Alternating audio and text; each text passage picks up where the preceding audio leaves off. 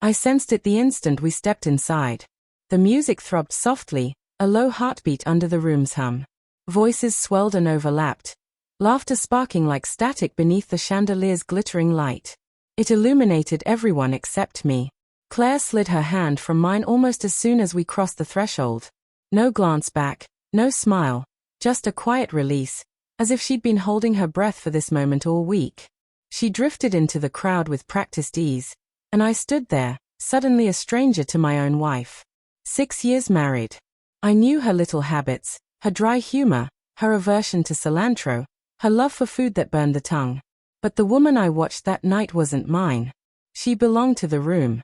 She leaned in close to her friends, whispered secrets that made them bend with laughter.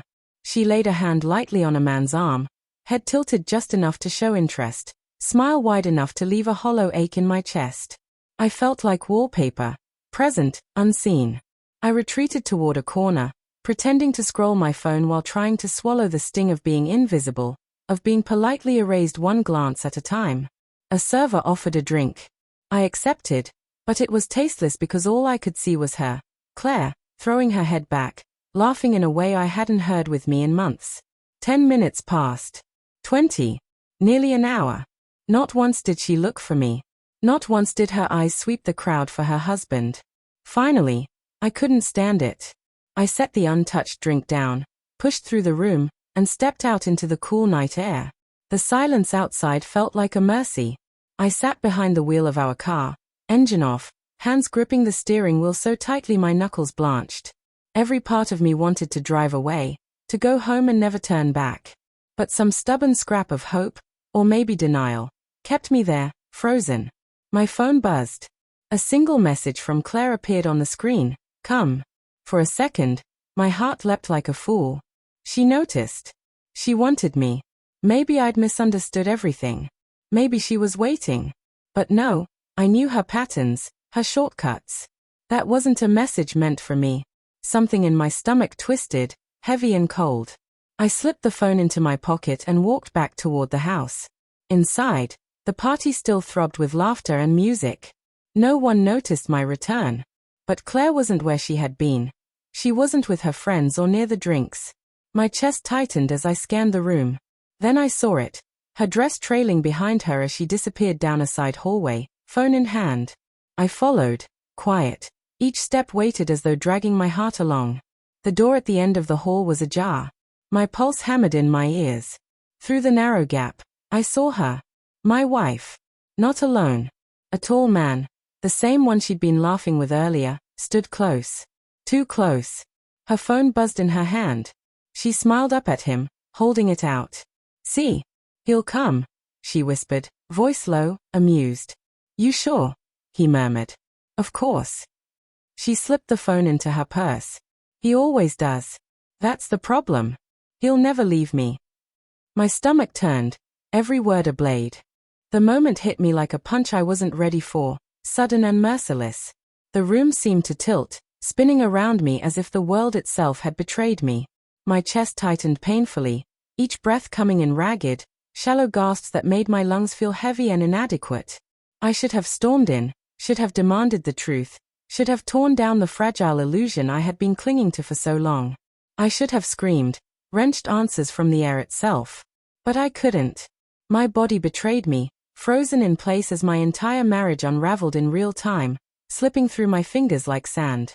Her hand rested lightly on his chest, a touch that seemed innocent to anyone else but burned like acid to me. He leaned in closer, and I felt the weight of the moment crushing me from the inside. That was all it took. That single motion. That tiny, intimate gesture. I turned away before I could see any more. Before that betrayal could carve itself into my memory in unbearable, permanent detail. When I stepped outside, the cool night air hit me like a slap, sharp and bracing, leaving goosebumps on my arms. My hands shook uncontrollably as I fumbled for my keys, the metal cold and foreign in my grasp.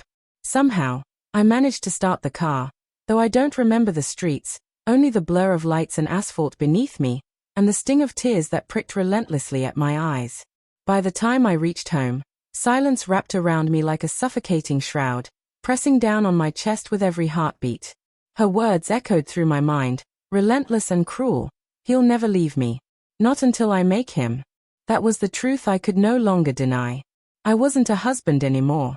I was just a weight to be carried, a man to be manipulated, pushed aside, and discarded when convenient. Hours crawled forward, endless and empty, each minute stretching like an eternity. At 2 a.m., the faint click of the door breaking the silence made me flinch. Claire stepped inside, heels dangling from her fingers, and froze when she saw me sitting there.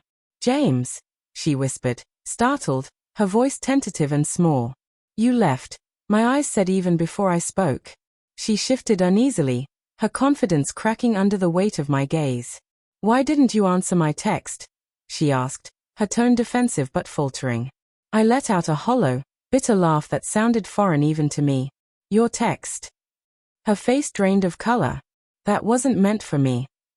"Don't," I said, voice low, sharp, laced with hurt and accusation. "Don't lie. I heard everything." She parted her lips, searching for excuses, words trembling on the edge of her tongue, but none came. Silence filled the room, heavy, oppressive, worse than any confession could have been. Finally, she sank into the chair across from me, tears catching the dim light, shimmering in a way that made my chest ache. "James, it's not what you think." I slammed my hand against the table, the sound cracking through the air like a whip. "Don't insult me. 6 years, Claire. 6 years of my life, of love, of trust, and you throw it all away as if I'm nothing." Her tears flowed freely, but mine had already dried, replaced with something colder, harder, a weight that settled in my chest like stone. "You know what hurts the most." My voice was low, steady, almost frightening in its calm. "It's not that you cheated. It's not that you lied. It's that you believed I'd never leave. That you could destroy everything we had and assume I'd just stay, waiting, invisible, as though my life had no value of its own." Her sobs filled the room, raw, desperate, as if she could cry the weight of her guilt into nothingness.